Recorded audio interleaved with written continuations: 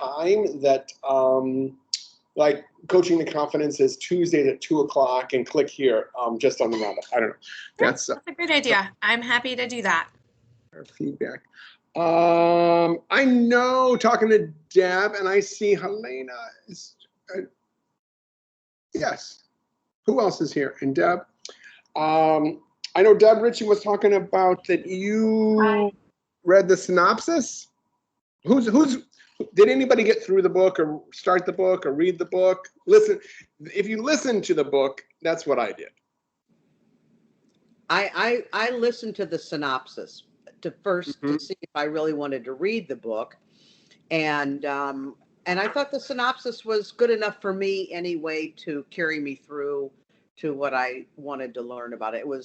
I've got a couple other books going, so it was the synopsis I thought was really good, though. I thought it was very clear, and his message, which is, of course, to persevere. I think the whole message is perseverance, and picking yourself up and being true to who you are, and move forward, and don't let other people get in your way. Don't let yourself get in the way, and to really pick up and move forward, even when things are really tough.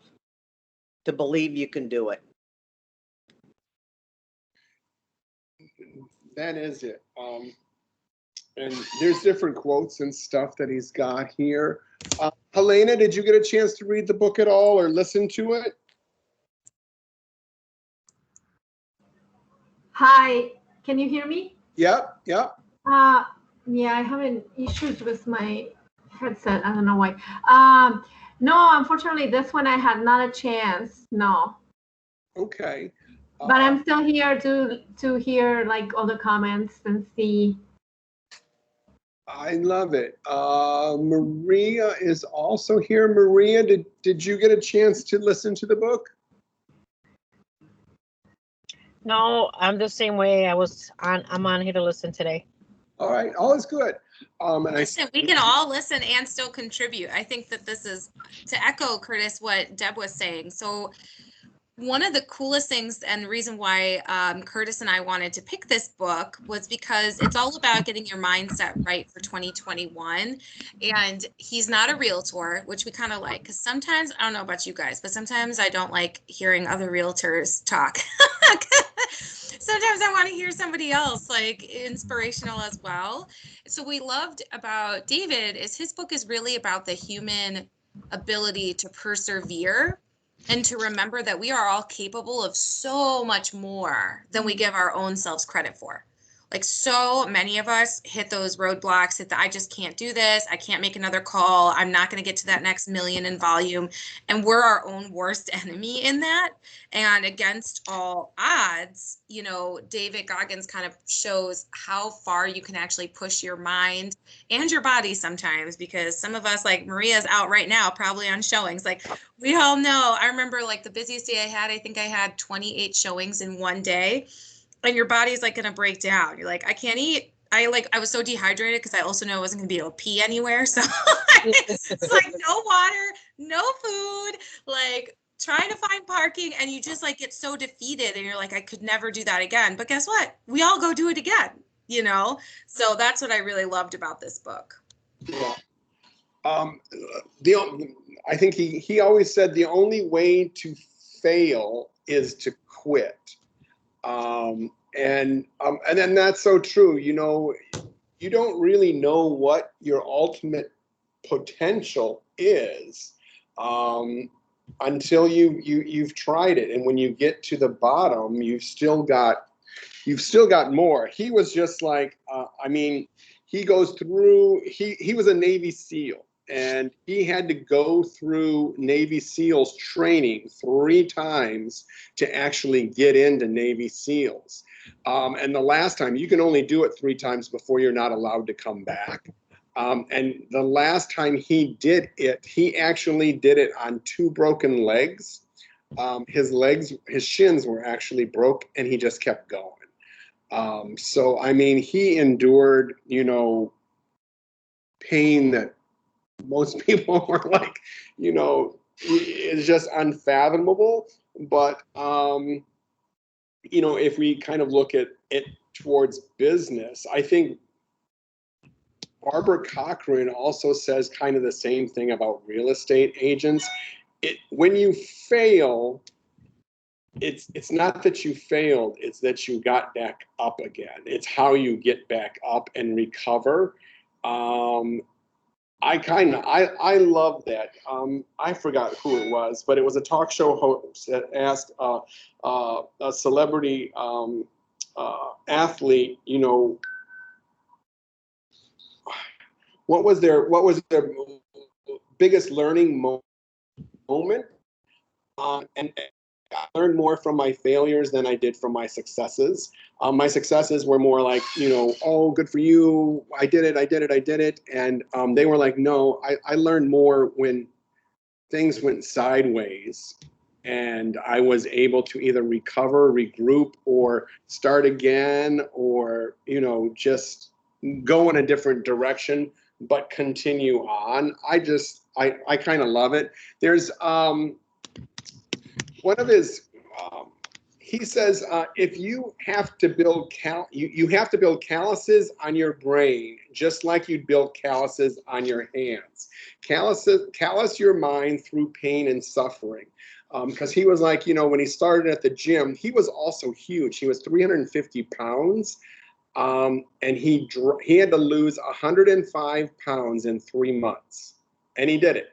He just went to the gym and he was like, his hands were raw with calluses, but he was like, that wasn't the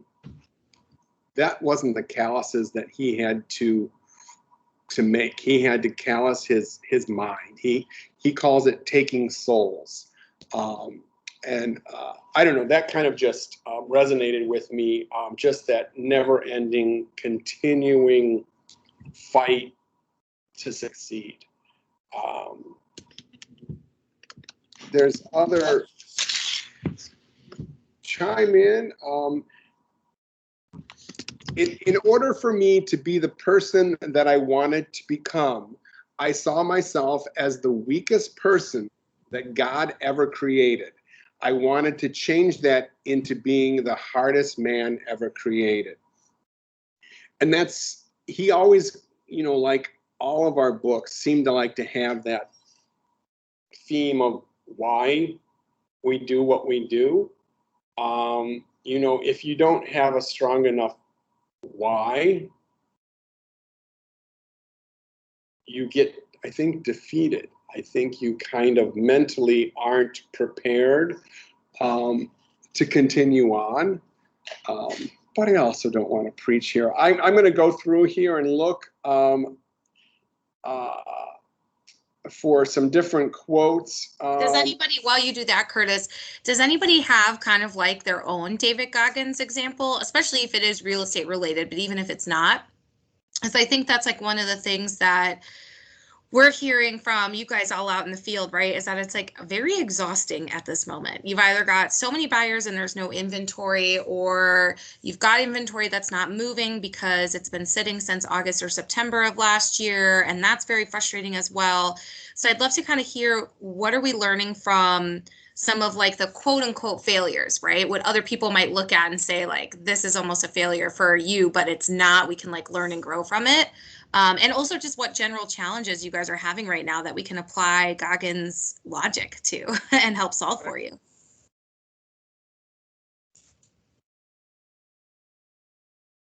Deals that went sideways. Calendar events that were bad. The only person who was going to turn my life around was me. Maria just unmuted. Maria, go for it. Well, I just wanted to say, like, my challenges lately has been just keeping up on a schedule. So with that being said, like, my mindset is not there. I'm thinking of what I want to do, but then I'm allowing other things to get in the way of me completing my daily task or whatever I have planned on my calendar to do in order for me to be more successful. So whether it's going to be following up with leads, trying to get new sellers,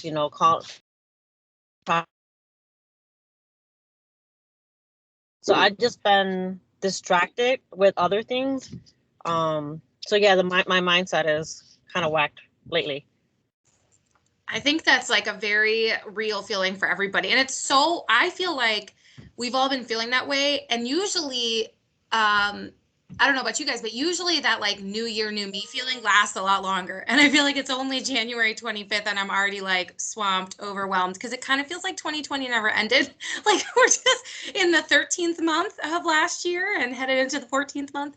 So I definitely hear you, Maria. I think some of the principles from like Goggins' book, right? And the idea is like to honestly keep starting over when you need to start over. So a really good example right now, has anybody heard of that 75-day fitness challenge? That's kind of all the rage right now on social media. It's intense. It's basically 75 straight days of dieting, a gallon of water per day, 2 45-minute workouts per day, and one has to be outside, and no alcohol, which like, whew, don't sign any realtor up for that. Okay, for 75 straight days. And the minute you mess up, you have to start all the way back over at day one. Like that's what this challenge is about. So you can make it all the way to day 69 and not drink a full gallon of water and have to start all the way over at 75. And I have a few friends going through it right now. So I was like joking with them, like, does shoveling snow count as a 45-minute outdoor workout for them? Which it does. But one of the things that I would love for you guys to kind of challenge yourselves to is that idea of a 75-day challenge, but it doesn't have to be 75. And I'm certainly not asking you to give up alcohol. But to have that mindset of, especially in Maria's case, right? I need to be better at time blocking my prospecting. I need to be better at time blocking my paperwork time.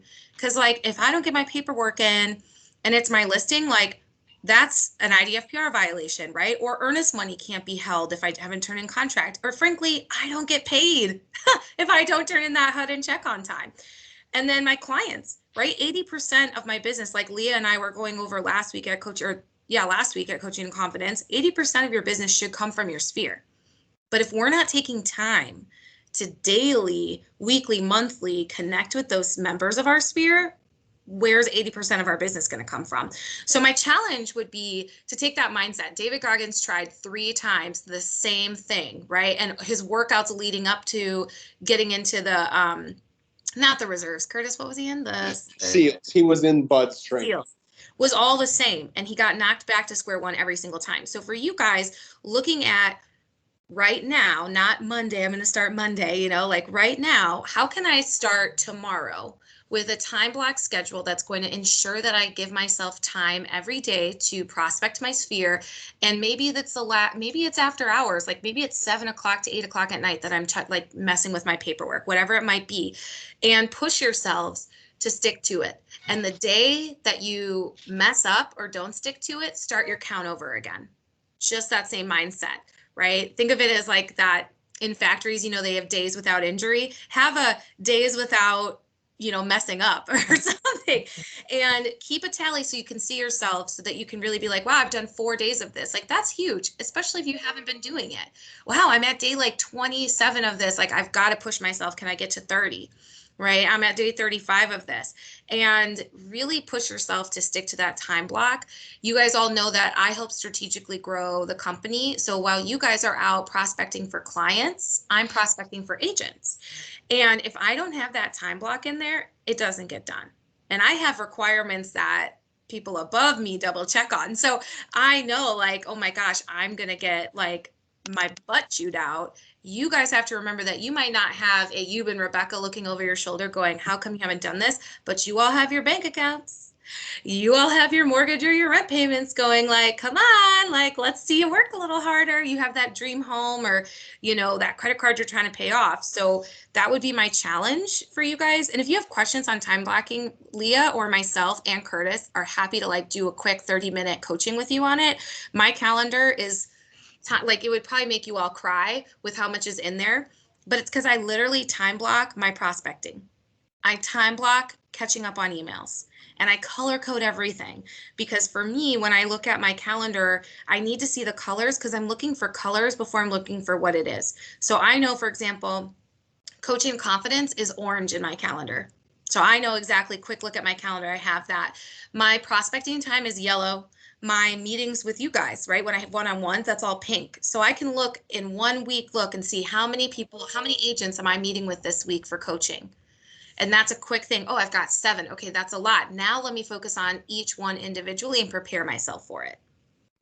Does that kind of help? Yeah, Yep. Yep, most definitely. it does. That's a good challenge for you, Maria. And I'll be your accountability partner on it. You can text me like day 1 done, day 2 Yeah. done. Yeah. I was talking to somebody today about this whole thing because, I'm trying to like hire an admin. So I hired somebody kind of last week. It's just like, it was like a last minute thing. It just happened so quickly. I mean, it wasn't like, oh, tomorrow I'm going to hire somebody. It just like she was available. So I started training her and it's like, just took off so much time off my day. And it's, just getting behind with a lot of things, paperwork, phone calls, other things I had to do. And I'm new to Coldwell Banker, so learning the systems and the tools that we offer, that we have, it was like I'm trying to teach her what I know so far. It's like, oh, this is just like so frustrating, and it just gets frustrating and just like, oh my God, I wish the day was longer. But at the same time, you don't, because then you would just be working so much more for the Exactly. same amount, right? Like, I think that's so key. And also send your assistant to me and I'll get her trained up on some stuff. Anytime you guys ever bring on help or anything, like, Okay. you guys don't have time. You guys are trying to make it rain so you can pay their salary, right? So Yeah, exactly. introduce me via email and I'll get her trained Okay, up on great. Yeah. Okay, good. That's good to know. Yeah. There's Yeah. never enough hours in the day. Everybody has 168 hours a week, and it's just what everybody does with them is, we all work differently, but we all have the exact amount of hours. Um, I'm still reading quotes here. The thing that we decide to run from are the truth. When we make excuses, we're running from the truth. I kind of, the object is to look in the mirror and be very, very honest with what you want to accomplish and what you want to do. Like when we're talking about leads and setting goals, and if you know that your average commission check is $4,500. You know how many deals that you've got to make if you want to make $160,000 a year. You just break it down until you realize that it's 10 phone calls a day. But in your heart of hearts that if you didn't make those 10 phone calls that day, that you can go back to your goal page and be like, I know I'm not going to make the $160,000. I've got to make that up. Or if you've got a list of goals, I want to take the kids to Disney World, I wanted to buy a new car. If you're not making your goals, you have to be hard on yourself. And that's what this whole book is about. You really have to be brutally honest and be hard on yourself to know that, okay, now I have to go back to my goal page and I've got to scratch off the trip to Disney World because I didn't do my calls today or yesterday. It just pyramids. If you procrastinate, and I'm, the worst person for it, but I mean, the book is very motivational, saying that he calls it the mirror of truth. You just stand in the mirror and you literally talk to yourself, because the most important person that we talk to every day is ourselves. And Maria, you're talking about your mindset. You have to decide, and I always say, is your glass half full or half empty? If it's half empty, pour it in a smaller glass and put your big girl shorts on and continue going, because you really have to. I mean, so much of sales is your mindset. If you think the day's gonna be shit, the day's gonna be shit. Yeah. That's why I don't look at my phone first thing in the morning, because it's like too much. It's too much. You're either going to be in a really good mood or you're going to be in a really crappy mood. And when I was selling, I fell into that trap at night too. Like sometimes, you always have those clients, we all know them, that will like rage email you between the hours of 11 p.m. and 1 a.m. And if you look at those emails or those text messages, you will like rabbit hole yourself to like a miserable sleep and wake up with just like so much anxiety, because we all know there's absolutely nothing any of us can do usually after 8 p.m., right? Like hardly ever. No attorney is working. Certainly no title company is working. And LO might answer an email, but there's nothing they can do either. No underwriter is working. Like we're very locked in unless we're in a heated negotiation. After like 8 o'clock at night, it's not a ton of stuff we can do to help. So I'm not saying 8 o'clock has to be your cutoff, but for your like mindset and pushing yourself through, for me, it's like after about 11 o'clock. So if I don't respond to your 11:30 email, you guys, you know why. I stop looking at my phone for work purposes because it will keep me up at night. And then in the morning, I do my morning routine to kind of get my mindset right first. And then I don't start looking at text messages and emails until I'm headed to the office. I probably should wait till I'm at the office so I don't get pulled over for texting and driving, but still working on that. That will be my challenge to myself. What motivates everybody? There's a quote here that says, motivation is crap. Motivation comes and goes. When you're driven, what's in front of you will always get destroyed. Meaning, me and Deb Ritchie have an argument that you can't teach motivation. You can't acquire motivation. I think you can inspire people, but you can't motivate people. People motivate themselves. They're driven. That drive comes from their why. I'm wondering what drives people, what motivates people. Rhonda, what drives you and motivates you? Hi, sorry. The fact that I know that I have to pay college bills for my children, help them out with school. That's my biggest motivation, are my children. If it weren't for them, I'd be self-motivated, which I am anyway, but I would just have to support myself, I guess you could say. But it's extra responsibility in my life. And it's worth it. They are worth it. Oh, yeah. There's always talk of, if you need an accountability partner, ask your kids to be it and be like, if mom sells $160,000, as if I make 160, we're going to Disney World in November. And I'm just saying like, or and then you say, psych, COVID, just kidding. Get away with not going. Or I'm going to help you with college. And believe me, they will be the ones that when you walk in the door from the office, they're going to be like, did you do your 10 phone calls? And if my kids keep up after me. Trust me. We do that with each other. I check on them for their projects for school, even though they're both in college. I check on them, not every day. I don't want to pester them, but they keep up with me of what I'm doing with real estate too. So. Yeah, family is a great accountability partner, I think. Definitely. I mean, my kids are very smart, and they're going to be very successful, and they want me to be successful as well. They have a different attitude, though, in a way, I guess, because I'm more old school. I mean, because I'm older, but they have this young, fresh outlook. They're more tech savvy too, so it's easier for them. That's my downfall. That's a great why. Yeah, I call them when I have issues, with tech support. So they're good. They're really good. They're open for everything. Oh my gosh, I love that. Yeah. Awesome. Jane, what about you? What's your why? What's your motivation? We're talking about how David Goggins like stays motivated and pushes himself, and we wanted this in the January so we can all focus on that going into the new year. Yeah, I mean, thanks for asking.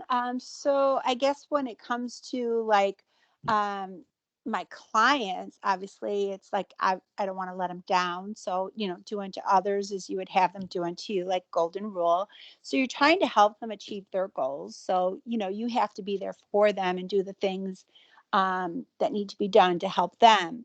And then if you're kind of in between goals, clients, then you look at your other goals and other ways of getting new business. So, if you don't do it, then like you said, there's nothing going to be coming down the road, so to speak. So you always kind of have to keep feeding that pipeline. So, it's good that you can get referral business, but you obviously, I think Buffini calls it stacking the deck, so to speak. So you not only have to do your phone calls, you got to do your emails, you got to do your mailings, you got to do your farming. You're stacking that deck, and eventually something good's going to happen.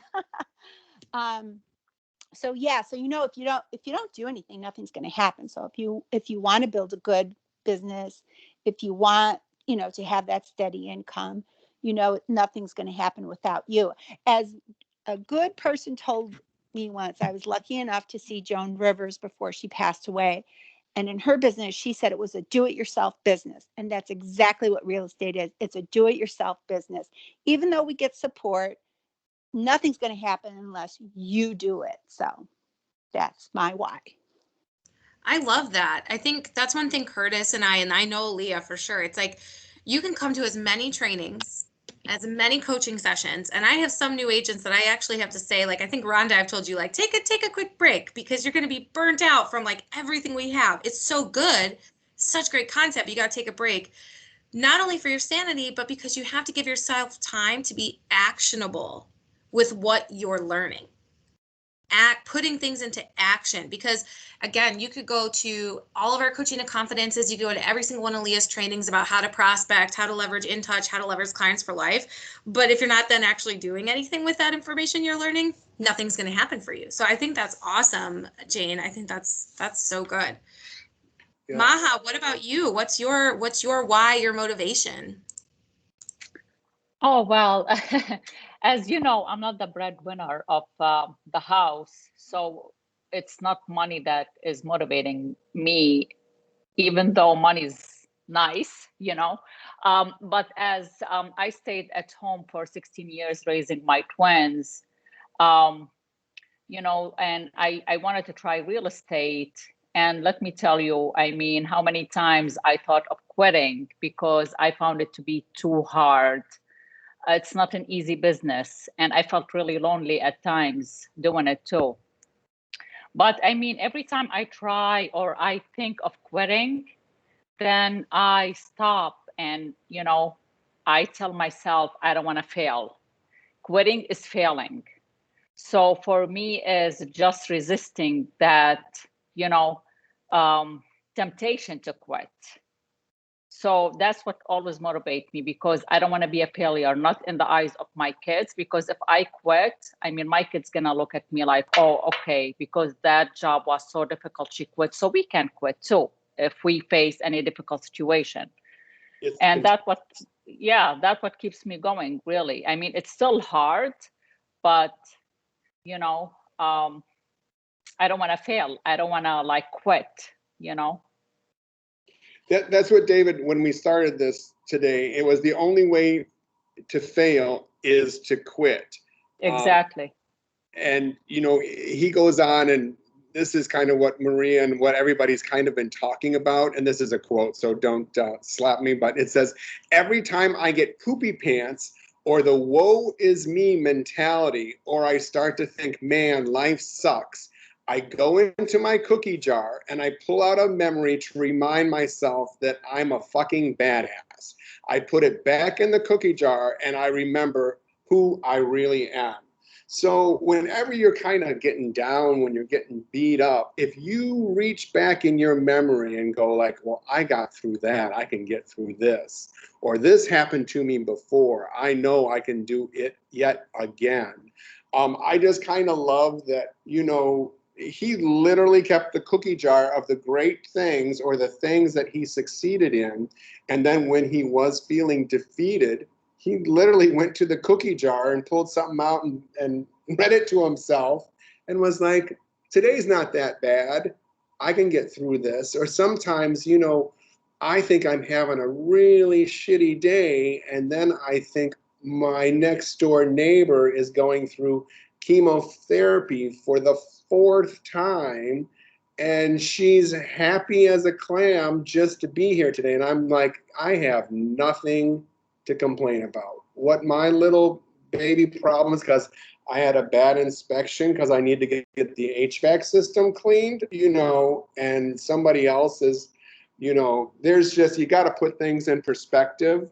If not in perspective, just look in your history and be like, yep, I'm a badass. I can get through this.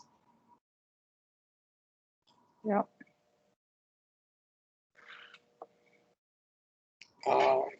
Who did we miss? So we have Helena and Deb left. Do you guys want to share your motivation, your whys? And Leah, you should share yours too. You're not an agent, but I'd love to hear it. Well, I would say that my motivation, and I'll also say that when Curtis, it's, when I feel like I'm really down and just is like, oh, I just don't want to, do this anymore, or I'm feeling really crappy. I look back at the times when I really felt that way. And then I look at what happened afterward. And what happened afterward is that I picked myself up and I moved forward and I leaped probably 10 times ahead. So it's that resilience factor. And that's something that I have come to really appreciate in myself, is that resilience factor. And my motivation truly is to connect with people and helping them, and sharing that experience with them as well. That journey along the way, whether it's the transition in their life or where they're wanting to go in moving, and the process, and enjoying that, and connecting with individuals to do that. And on a personal level, it's also the experience of travel. I love to travel. So to have the funds and the freedom and the flexibility to be able to travel is a bonus as well.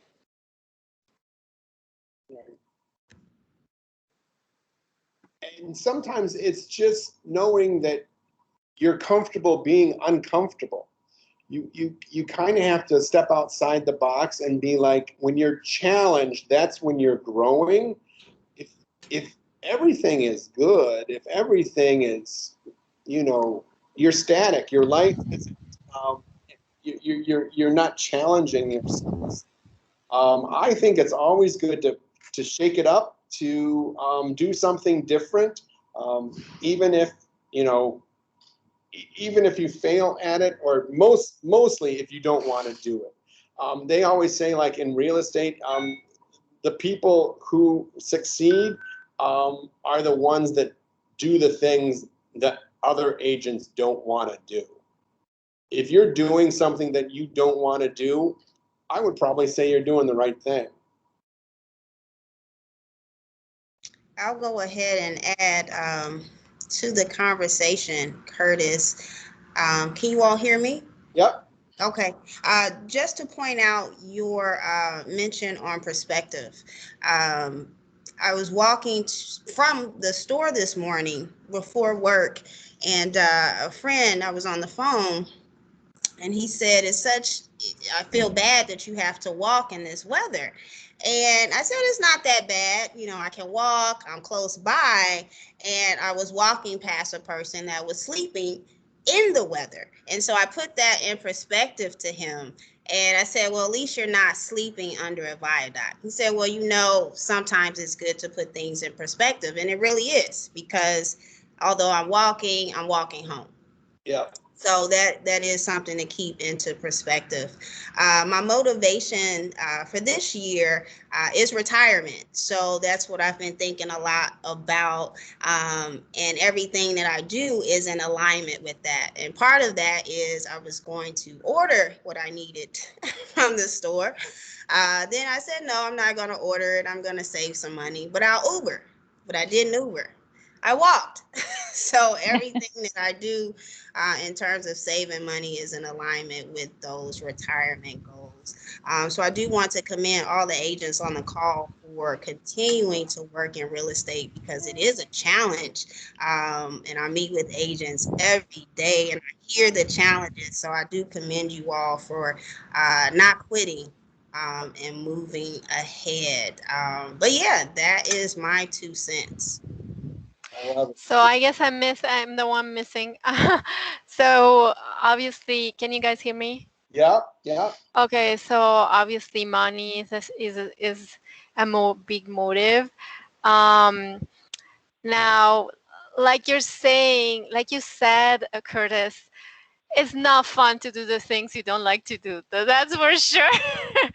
But it is, you have to do them to be successful. I do love real estate a lot. And also, I do love helping people achieve their dreams in regards to finding their home, in regards to helping them with all the logistics regarding a move, and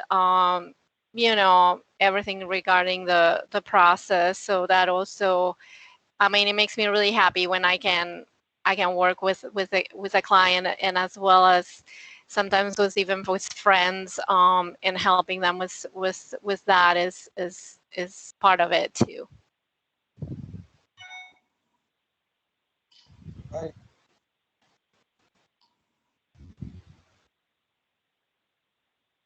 Curtis, that was awesome, Helena, by the way, and Leah. I love that you pick like almost like a focus for every year to really like push you. That's awesome. Curtis, tell everyone your motivation. Tell everyone your big why.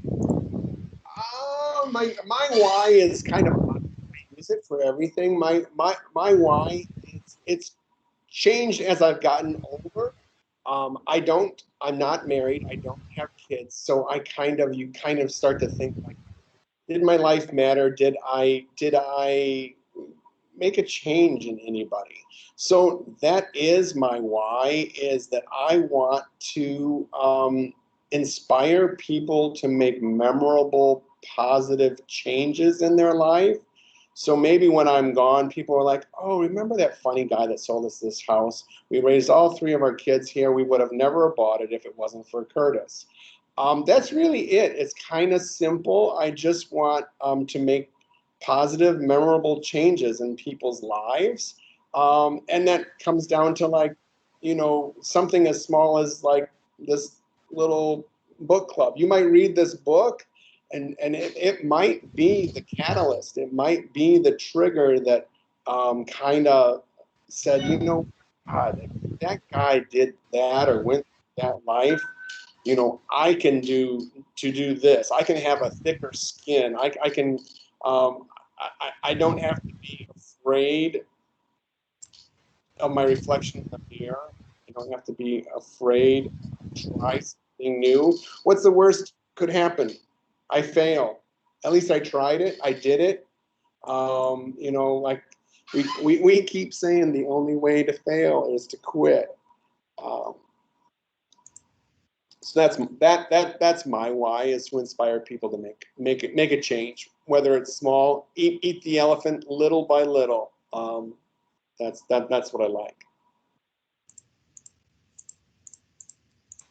Yes, because of the fact, you're actually helping out one of the major things, transformations in their lives, like moving somewhere, buying a home, selling a home, going somewhere else, their family is growing, their family is getting smaller. So you're like in their transition to somewhere, like you're helping them with that change, which is always hard for people. So you're just helping in that area where relieve the stress and take the weight out of their shoulders and kind of guide them through it. And I think that's really gratifying for us. For me at least, is like you're saying, Curtis, is a good thing that we're doing.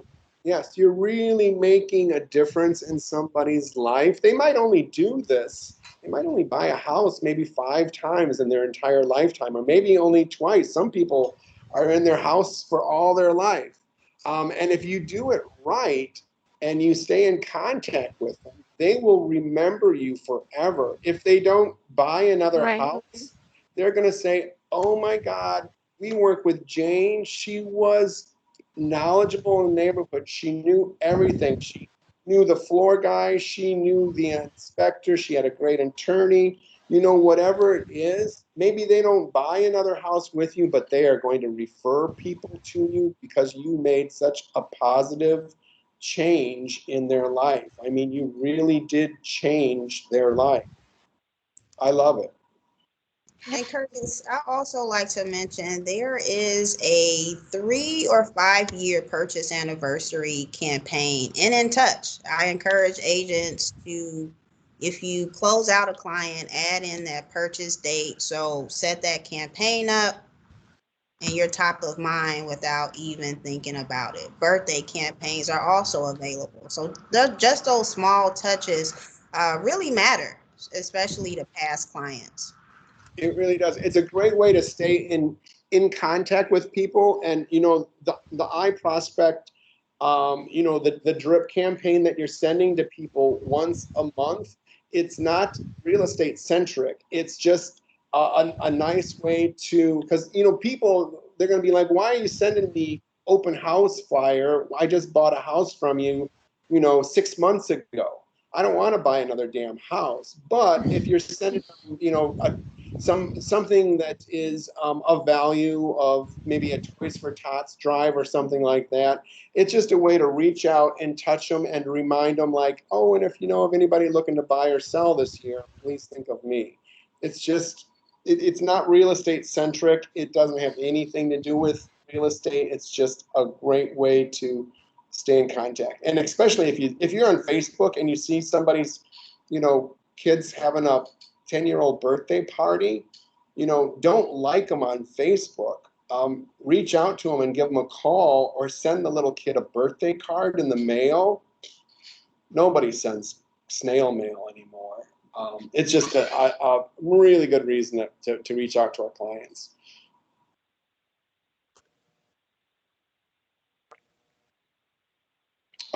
If you're not physically or mentally prepared for what life is going to throw at you, then you're just going to crumble, and then you're no good to anybody. I kind of think, that revolves around what we've been talking about, our mindset. If we're not physically and mentally prepared, we get contagious to everybody in our family, all of our friends, people that we work with. I can tell when an agent comes in to show a house, if they're pointing to defects. Oh, look, the crown molding is cracked, or I'm like, are you trying to sell this house, or do you just like to drive these buyers around in your car, as opposed to saying, like, oh, this is the color of the stain on the floor that you said that you really, really liked. I mean, our mindset is so contagious to everybody around us. I think. I mean, obviously, yes. Rachel, I can't believe you drink a whole gallon of water. No, How can I'm you not drink? doing the challenge. Oh, okay. I can't even picture drinking a whole gallon of water. I mean, I try to drink as much water as I can, but a whole gallon every day? I don't know. I'm not doing the challenge. A few of my friends are, and then I talked to Adam about doing it, and he, as soon as I got to the no alcohol part, he was like, pass. Well, that's, yeah, I was drink just- a couple of these every day. This is probably, I don't know, 32 ounces. So how many 32 ounces are in a gallon? How many is that? I think you gotta drink 4 of those. Okay, well, I'm pretty solid on 2, and I did just start working out again because we bought a bike, not a Peloton, because I'm not a bandwagon person typically, but we did buy a bike, and I did my first ride yesterday, and I was sweaty, that's for sure. Outside? So. No, inside. Okay. Snowfall. Wow, I was like, I was gonna say. No, I was following like a YouTube channel, but that was like one thing that I literally had to push myself through yesterday, guys. Like when COVID first happened, Adam and I were so good at working out like every day, partly because I was from home. So I could be like, okay, 11 to 11:45, I'm going to work out, and like, no one's going to smell me. So I don't really have to shower right away. I can do that on my next break. Now I come into the office all the time. So I can't just like, go to the gym and come back. Like I don't go to gym. So we fell off the bandwagon, and now we're trying to get back on it. because I'm looking at the calendar and I'm like, oh my God, beach season is almost here. And your girl has done nothing to prepare herself in the last year for it. So I did it, but I was having to, yesterday was like watching a YouTube video for cycling to get myself motivated. And this woman on the screen was just like, you guys can do it. You can do it. Just 30 more seconds. Push it harder. And I literally wanted to like throw my iPad against the wall. I was like, you don't know me. Like, don't tell me what to do. But I pushed, you guys, I like literally had to push myself. I was like, okay, 1 30-second like power done. I only have 4 more to do. And then I was like, I got to the second. I was like, well, if I did 2, I can do 3. And then I got to 3 and I was like, if I can do 3, I can do 4. And then I collapsed and fell off the bike. But I did it. It is. I love it. Congratulations. Yeah. Thank you. I'm a little sore today, but. Which brings me to the next quote. No matter what avenue I choose, I want to be the very best. And the very best may not be number 1, but the very best may be that I didn't leave anything on the table. I gave it my all. I love that. I love that. That's great. Yeah. That you give like it your all. Yeah, when you're pedaling and you're like, I did 2, I can do 3, and then by the time you're done with your 3rd set, you're like your 4th set is nothing because you're already you're heading down the home stretch. As long as you're hitting, you're good. I love it. Thank you. I think that's a good point. I think like I know some of us are very like numbers driven, right? Some agents and maybe even some people on this call are very like, this is my goal, this is my volume. But if you've coached with me, I know Maha and Rhonda and I've had conversations like this. When I was selling, I was always very motivated on how many people can I help achieve their goals of generational wealth or, you know, legacy or just first-time home ownership. And that was like the number I focused on as opposed to like dollars. And it was like, really, it was exactly what Curtis said in that quote, right? It's this idea of I always equate it to like saying you want to lose weight, but you're not looking at a scale. You're just seeing how you feel in your clothes. 2 very different mindsets. Some people are always going to look at that scale and say, there is this particular number that I have to get to. And I'm the kind of person, I don't own a scale. Like I'm doing all this working out, like I hate scales. That's a lot of negative energy. I don't need that in my life. I instead focus on like, how do I feel in my clothes? And for me, that's like the win, right? Like I'm not pushing myself to be number 1 in any category except mine. Because I'm not looking at other people's standards and applying myself to them. I'm applying myself to my standards because I know if I do that, I'm going to excel in other people's eyes as well. But I'm not using that as my measuring stick. Yeah. Kudos to you. I love that. Yes. Thank you. Not every day. Some days I'm like, oh my God, do they think I look pretty? Am I okay? Am I okay? But most every day I try to remember that. Yeah. True willpower. I'm going to fail. I'm going to fail. I'm going to fail. But if I keep trying, I will succeed. You just, as long as you never give up, you will never fail. You'll just keep getting up off the mat and trying again.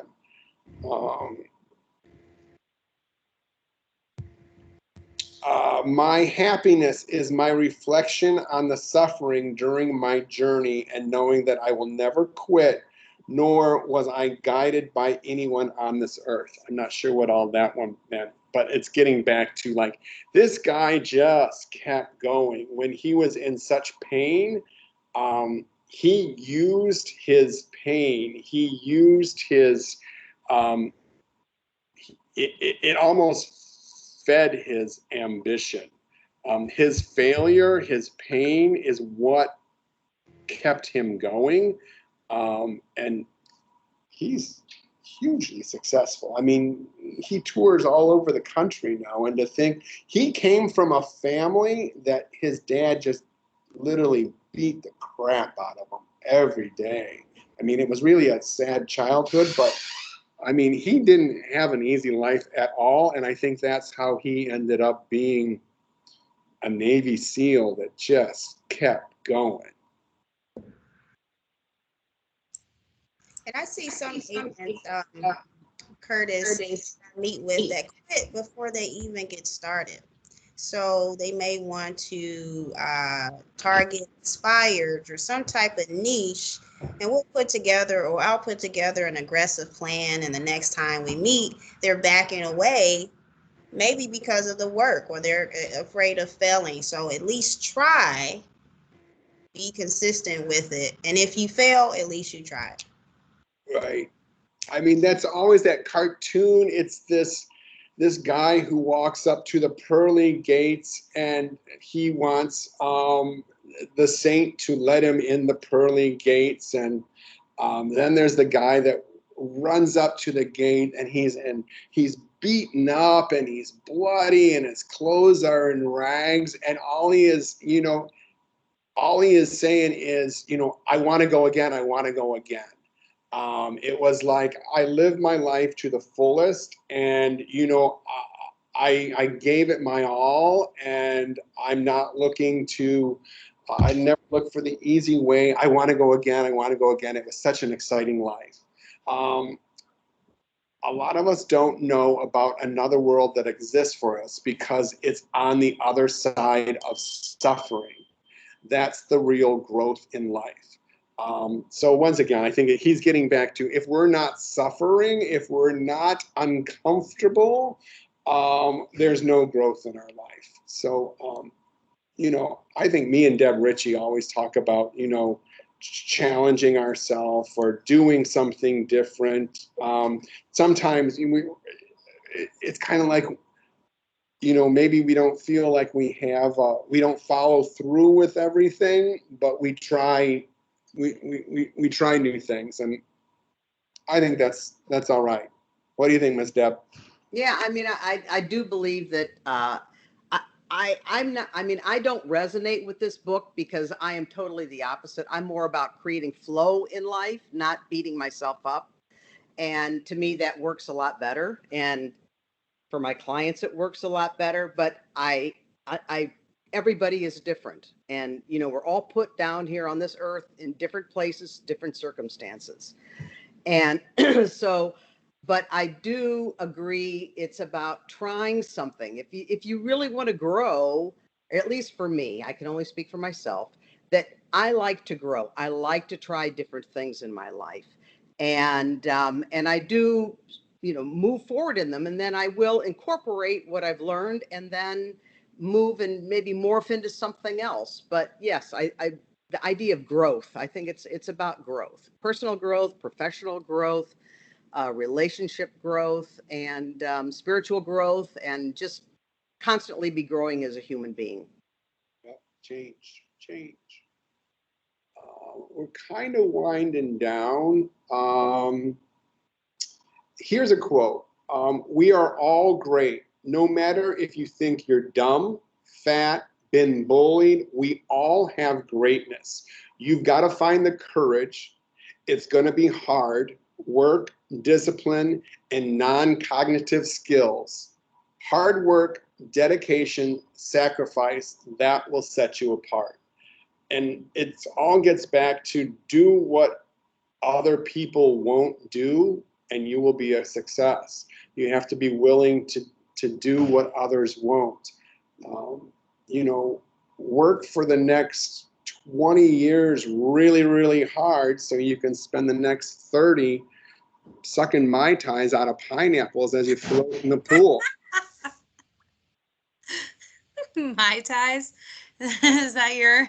That's my goal. I tell you, that's top on my list. Leah, is that in your retirement plan? I was going to... Yes, why not? I was going to say, I'm with Leah. I'm thinking about retiring and making it slow, but I'm willing to do what it takes to get me there. Really, other than that, anybody have last thoughts? I appreciate everybody. It was kind of a personal book and everybody sharing personal things. So it's always nice. I appreciate the truth, the genuineness of everyone. Anybody got any? Miss Rachel, what are we reading next week or next month? I'm sorry, I should know that, but I don't. I don't think we had a book picked yet. Or did we say we were going to do the how to win friends and influence people in a digital age? Is that what we said we were going to do? I know it's on our list. It might be next month. Yeah, I'm not sure, but we'll announce. I'm And calling it. It's next month. That's what we're doing. all right.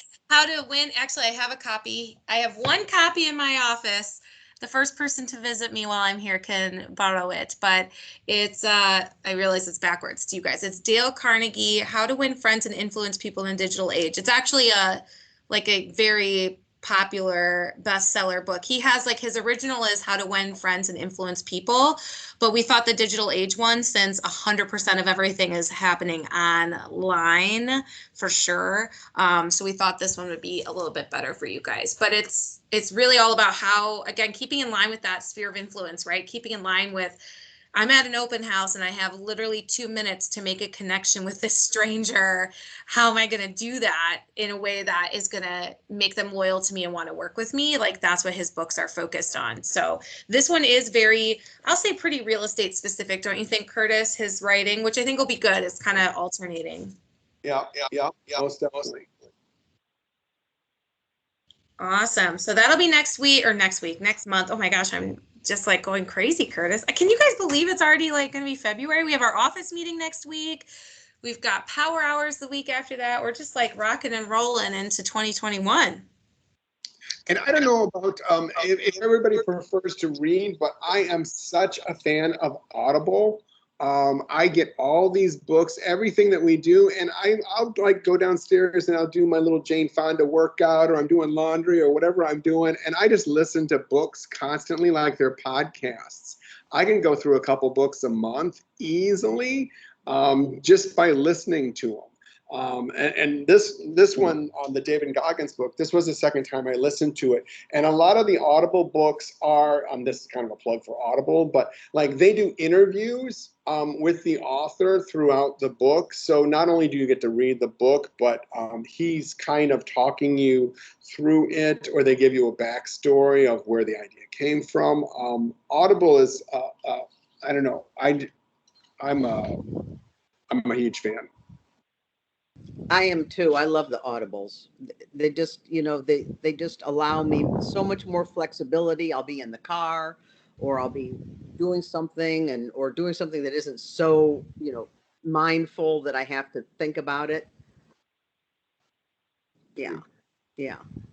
All right, my friends, I think that's it.